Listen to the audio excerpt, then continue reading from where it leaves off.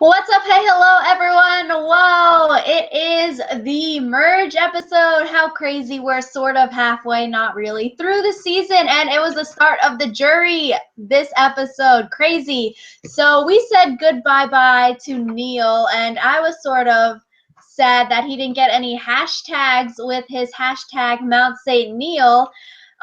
Because I'm sort of salty that, my prophecy points team is basically really screwed up now because I only have 2 players left and I'm just so far behind. It's not looking good. And speaking of Neal, earlier today we posted a video of us trying Neal's ice cream because Neal is an ice cream entrepreneur. So we spent 25 bucks to buy 5 pints of ice cream.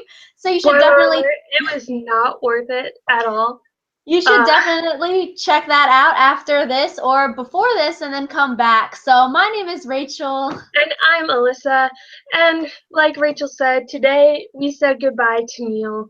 And we honestly thought that it was going to be Ty that was Med-evac just because he had the really big gashes on the inside of his thighs. And he's had those since day 3 or something crazy like that. So we were kind of hoping that Ty got out just because it would ruin the computer prophecy point team.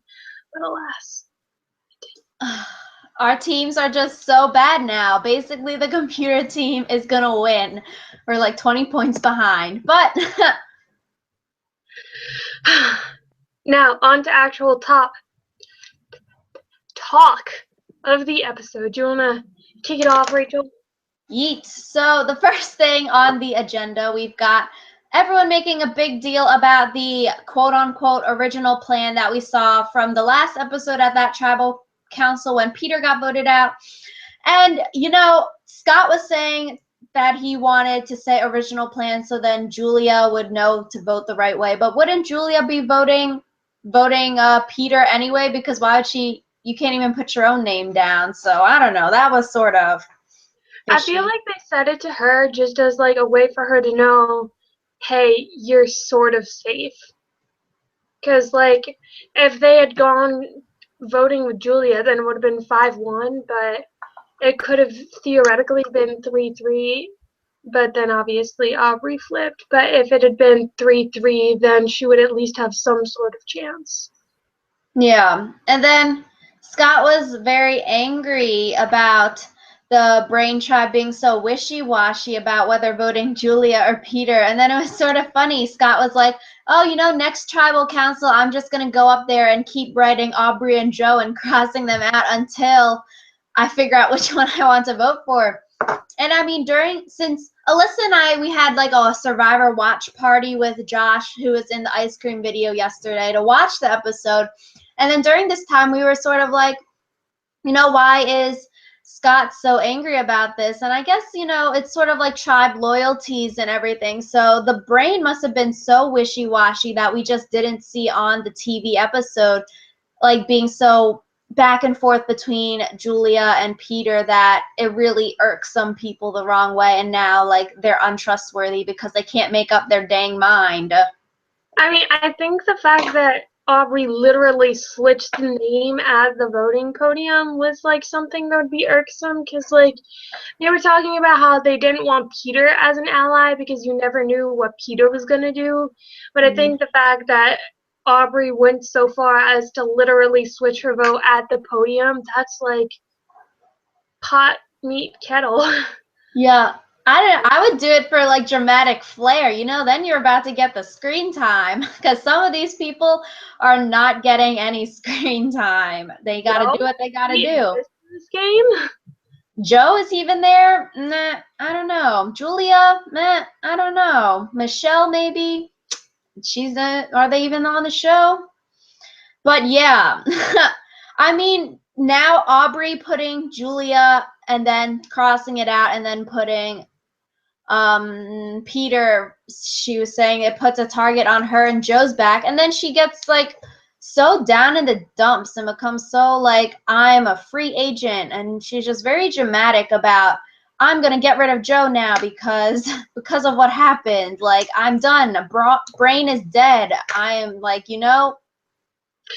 But then that kind of changes later in the episode. But we can talk about that after we talk about Neal, because somehow everyone knew that Neal had his idol, and then Neal was under the impression that no one knew. And it was kind of adorable, just because, like, while it's good to keep the idol on you so that if people like go searching in your bag, they don't see it, keeping it on you in an area where they can clearly see it in your pocket when there's literally nothing else you could possibly have in your pocket, like you're on a desert island, what else is going to be in your pocket? Yeah, Neil wasn't even on the tribe that was switching to go to the other tribe, was he? I don't think so. So yeah, I mean, you should keep it like hidden. I guess, you know, you have to dig it up just in case if there were the merge or like a reward challenge where you flip. So you have to like bring it to those kind of things. So he was like maybe dug it up so then he would have it just in case. But like on a normal day, you wouldn't be carrying it around in your pocket. You'd like re-hide it so then no one else would know. But yeah, Neil knows he has the idol and Aubrey knows, but then those are the only two people like in his alliance that know he has the idol. But then Jason knows, Sydney knows, Nick knows, Scott knows, Michelle knows, and Julia knows. So basically everyone else on there that isn't a brain knows Neil has this immunity idol. So it is basically he is royally screwed. Yeah, so when the merge came, pretty much everyone who Neil didn't want to know he had the idol knew that he had the idol. As the merge came, and it pretty much became Brains versus Brawn, with them scrabbling over who would get the beauty votes. And I really didn't like a lot of the metaphors that they said in this episode, because they were talking about how, like, in high school, the beauty always goes with, like, the jocks. And it's like, the beauty doesn't go with the jocks because they're jocks. The beauty goes with the jocks because jocks are also beautiful. Like, if you have an ugly football player, no one wants to be their date. Oh yeah, I liked Jason. That was sort of funny, but I don't know. But Nick, when he was like the pretty girls at the dance either go home with the valedictorian or the quarterback, which I thought was sort of true. And then Nick goes on to talk about how he's never been the pretty girl, and that reminded me of the Teen Wolf episode where they're like to Tyler Posey, "Oh, you're the hottest girl," you know. It was funny, But but yeah. when Nick said that, Josh, who is also watching with us, he goes, Nick is so gay, and I can't believe I didn't realize it before now. So, Oh man, my true OTP. But yeah, everyone seems like they are blabbering about Neil having this idol. So Jason and Scott both know where all three idols are. So both of them know how to make the super idol. They know Ty has it. They know Neil has it, and then they know obviously Jason has one. And then Scott tells Jason and Nick that Ty has the other idol. So basically, they are very open about who is having this information because Nick was playing basically both sides, and then Scott and Jason were giving Nick all of the information about the idols, and then Nick goes over to the brain, and then he gets all the information there too, which is I was like, yes, let's see more of Nick. And then he basically narrated this whole episode, which could be a good sign or it could be an ominous foreshadowing of what is to come. friendly reminder, some people in this game, I'm pretty sure, still are under the impression that there are no idols, because, like, Joe didn't think that there was an idol, and he hasn't been given any information that would suggest anything to the contrary. So he might still be playing this game under the assumption that there are no idols, while there are people like Scott and Nick who know where all of the idols are. Yeah, I was sort of salty about that too, because for prophecy points, if Neil played the idol successfully and then he did play it for Aubrey, you know, I would be raking in the points there. But nay, that stupid puss-filled thing, Puss, had to take him out of the game. So look at my prophecy point team is going down the drain. But yeah, the merge, it was the dream to make the merge for Michelle, and Michelle and Nick have never went to tribal council before yet. Crazy. And they still haven't gone to tribal council. But so at the immunity challenge, No, we still got merge. What? Merge still. There are so many love triangles of showmances right now. You got Ty and the chicken, and then you also have Debbie and Nick, and then you got a love triangle with Ty and Scott and Jason. And Jason, I feel like, was like a little too drunk because he was laughing like a lot, and I don't think he's ever laughed just because he's happy before. Like he's laughed at the pain of others. Yeah, Scott's laugh is really scary. I wrote that down and then did like that scary emoji. It sounds like a giant.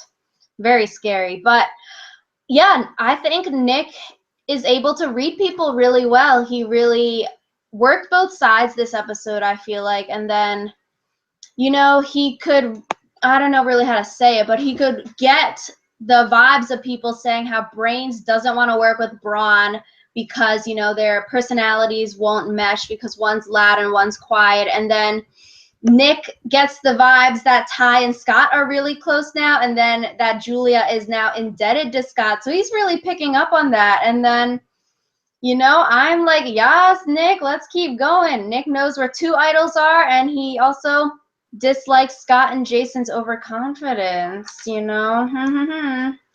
But yeah, so I think Nick's doing really well. And then Debbie this episode, she just straight out confronts Ty and Nick very aggressively, saying, "You're working with me now, right?" Like, how do you even reply to that question? I feel like Debbie overcompensated because she's like, I'm one of the only players who's playing offensively at this point, and she overcompensated for that by being overly offense-y. But one more thing about Nick, I think he really repaired his relationship with Michelle this episode, because instead of telling her what he was gonna do, they both sat down and discussed it. Well, they didn't sit down, they were standing. But they stood there and they discussed the points that they had and the pros and the cons for each side. So I think it's good for them that they're sticking together.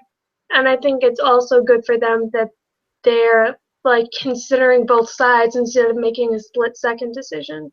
Yeah, I really like that too. Nick goes up to Michelle and is like, "What do you think?" So it's like last episode we saw sort of Nick being sort of like a male overshadow, like whatever you want to call it, towards Michelle, and then this time, yeah, like an alpha male, like Teen Wolf again.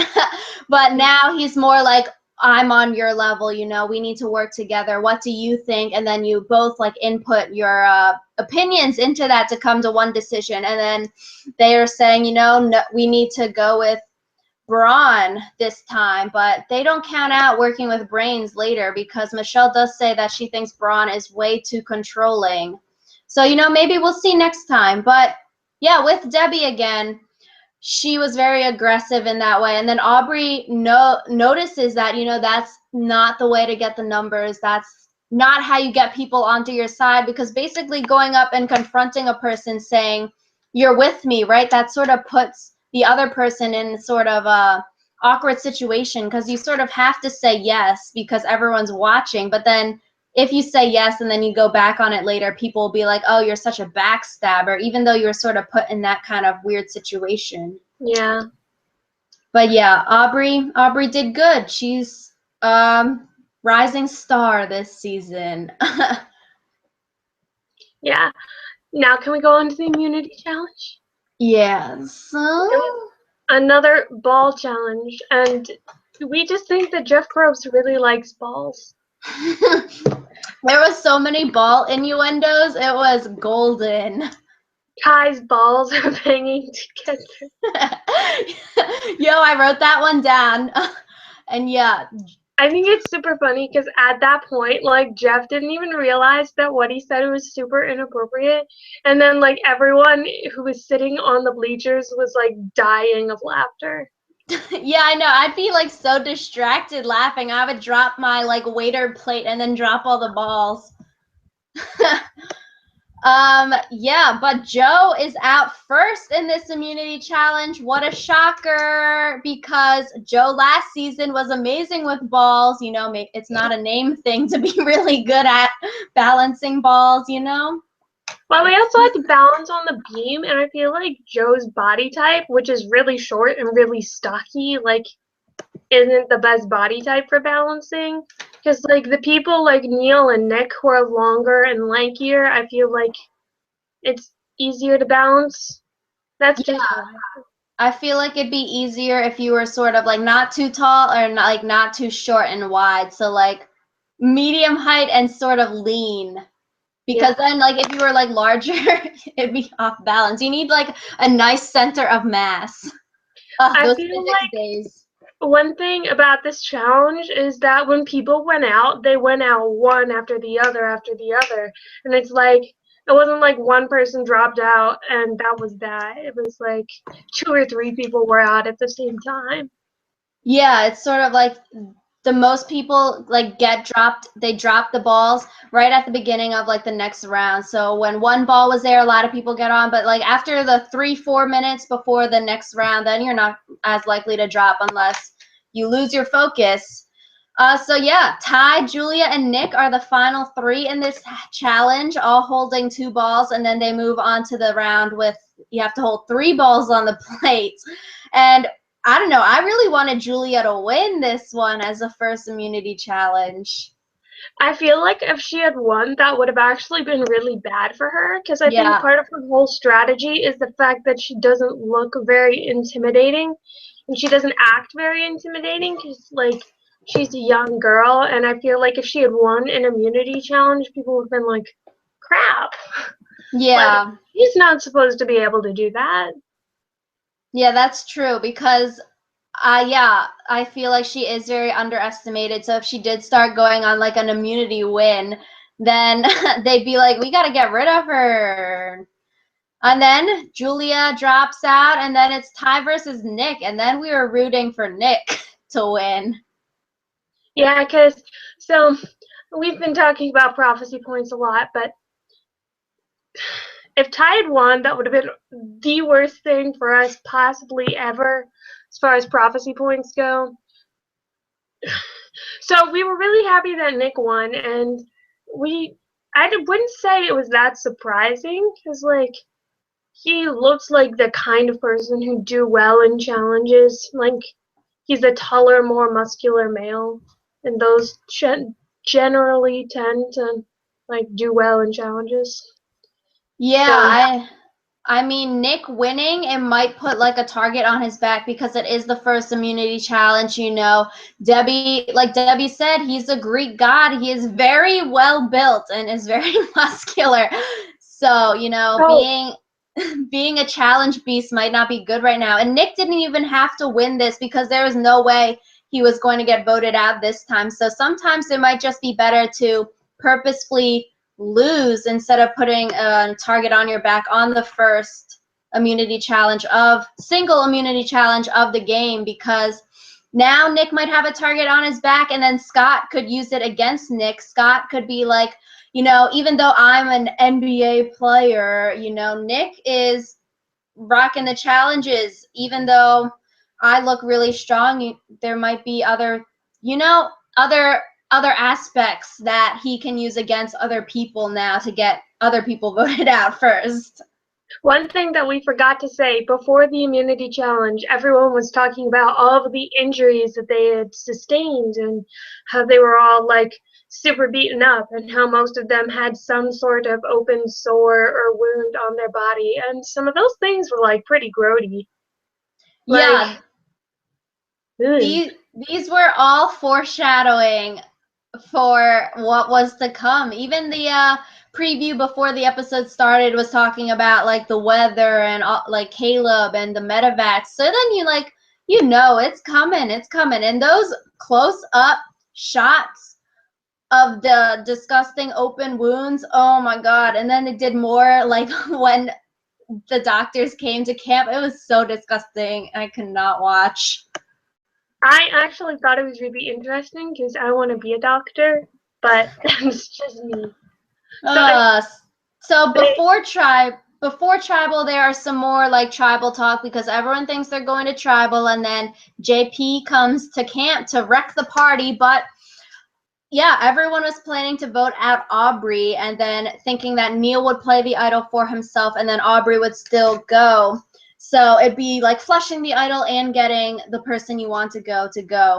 But no, there wasn't really any talk. But I mean, there wouldn't. They might have had this talk and it wasn't shown because of the Med-evacs. But splitting the vote, because if everyone did vote Aubrey, and then Neal and Aubrey got the whiff of it, because Neal was saying he might have given the idol to Aubrey. It could have been like a Kelly Wentworth thing right there. Well, they did mention splitting the vote, but I think when they said that on the television, all three of us, you, me, and Josh, were all like, it's way too early to split the vote, just because they wouldn't have the majority if they split the vote now. So it was one of those damned if you do, damned if you don't scenarios.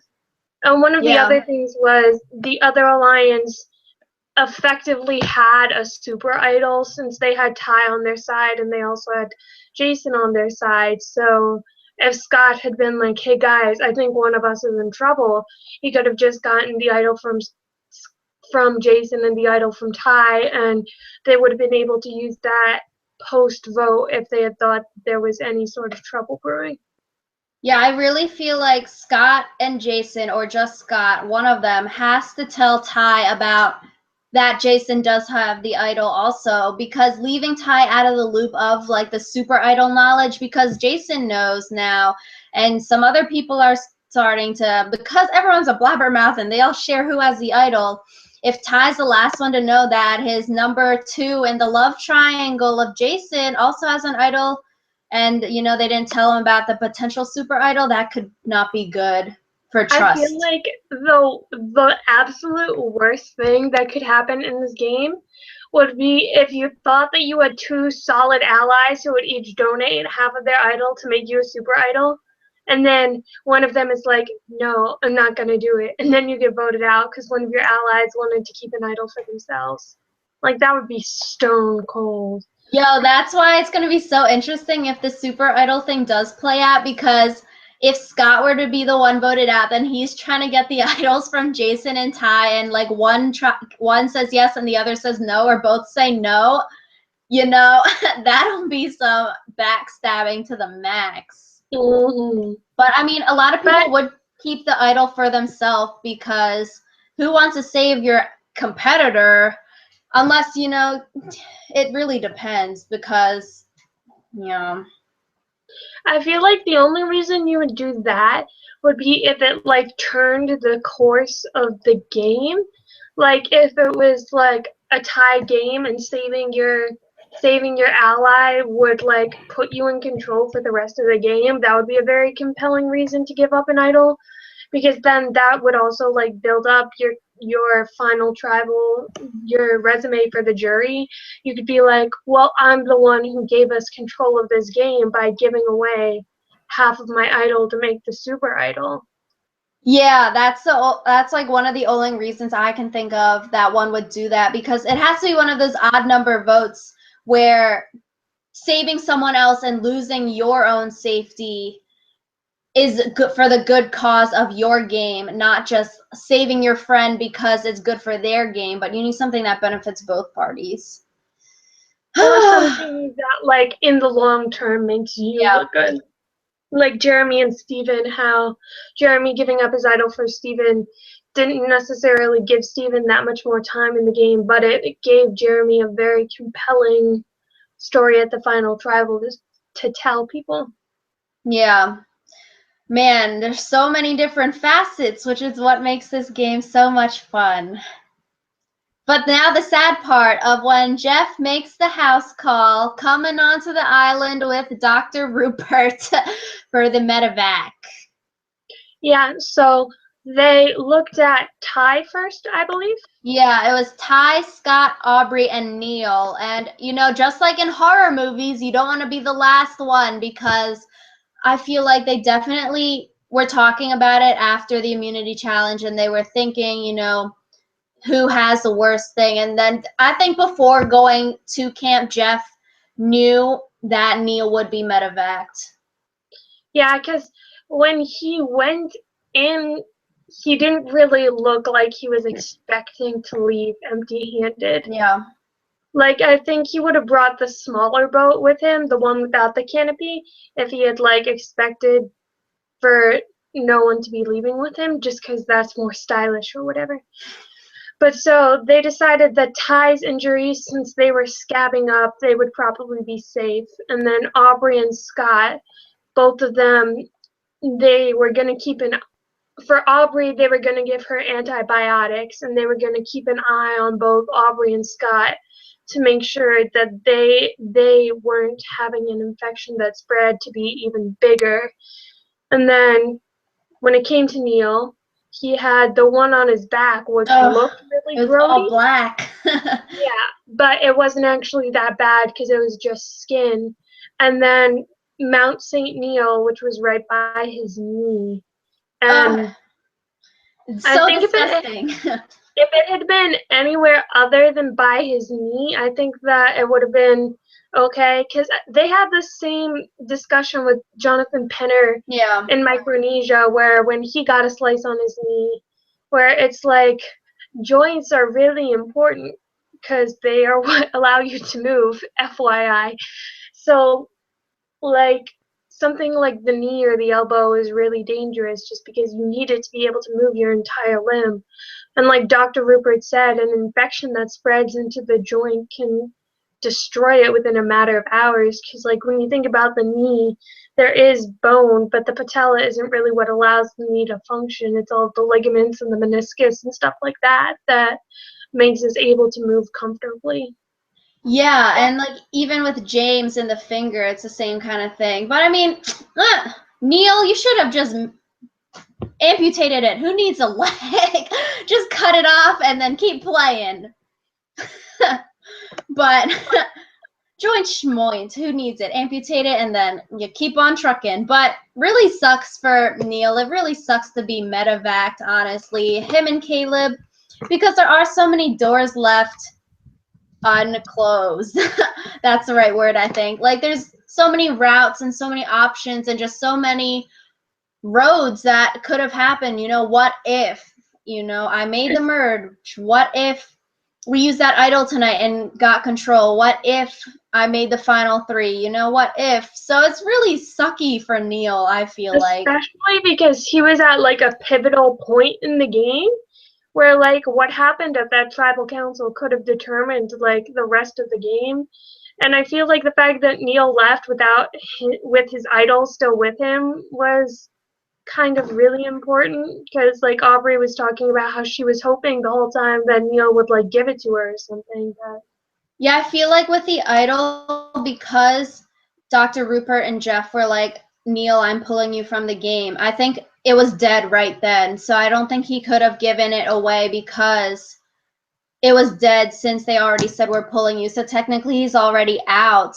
But I mean, if he gave it to Aubrey before medical came, then it would be Aubrey's. It's like if you got voted out with the idol in your pocket, like you can't just give the idol to someone because you were just voted out with it in your pocket.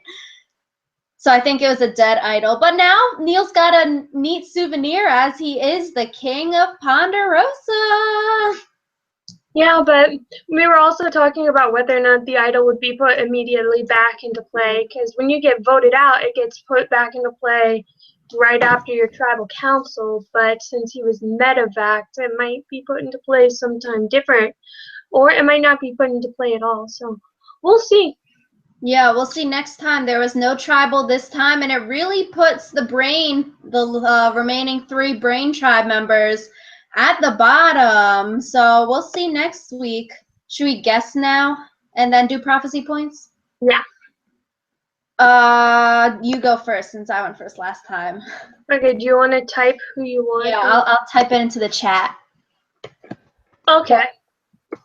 So I am going to say that it's going to be Scott because I think that Nick and Michelle might just be sick of how overconfident he and Jason are. Mm-hmm. And at this point in the game, you really want allies that you think you can like read, and I'm not really sure like whether or not the Brawn are good allies.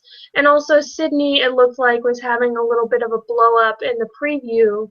Oh, So with her alter egos. Yeah, so yeah, exciting. so I think that Sydney might also deviate away from the Brawn just because she doesn't like the way Jason or Scott are treating her or something like that. And I think that if Sydney, Nick, and Michelle all flip, then the brains will have the numbers again, obviously. And then it's either going to be Scott or Jason going home. And I feel like Scott is more of a physical threat to them, so it would be Scott that they'd vote for. And I don't think that both Ty and Jason would be willing to give up their idols this early in the game just for Scott. Yeah, that's true because it's not one of those like pivotal moments where saving someone else is good for the whole game. So yeah, that is very interesting. I mean, yeah, it's difficult because we didn't see tribe dynamics play out at this week, but I mean, I really hope it's not going to be like a pagonging of brain now because easily the 7 of 3 Brawn, 4 Beauty could easily just bang bang bang out with a 3 brain, and then that would just be so boring because then Beauty will have the 4-3 advantage going into the 7. And, Pagongis are just so boring. So, I don't know. Hopefully, it's not going to be a bop like that. So, I'm going to go out on a whim, and I'm going to say Nick is going to go home next week because I'm so sad because he is very attractive, and we love seeing him on the TV. And I'm saying this because of the amount of screen time that he got this week. From the other episodes, he was getting like maybe one confessional, but then this week he got basically the narration of the whole episode. He got so many confessionals. He was talking so much. We saw so much of Nick. It was basically the Nick show. So I'm going to say that was setting up for his boot next week. And then that's why Neal and Nick are such good friends because they got to hang at Ponderosa so much. Well, my sister is still in London, so she is still not able to give us her guess for what will happen next week. But we will let you know as soon as she comes back, because she's coming back soon. Yeah, Anyway. so placement points. I'm currently losing.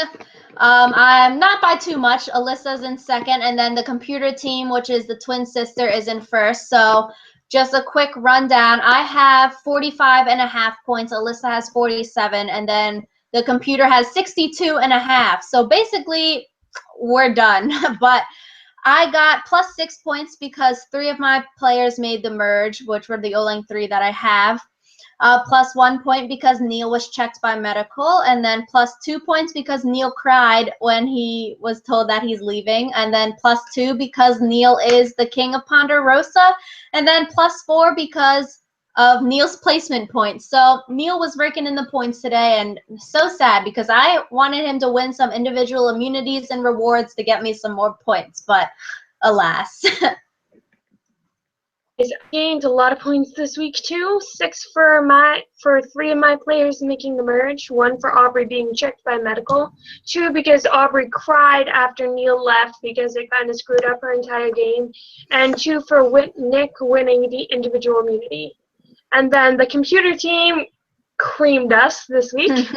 They got 10 points for 5 players making the merge, 2 because Scott and Ty were checked by medical, and 5 because Jason named the episode It's Merge Time.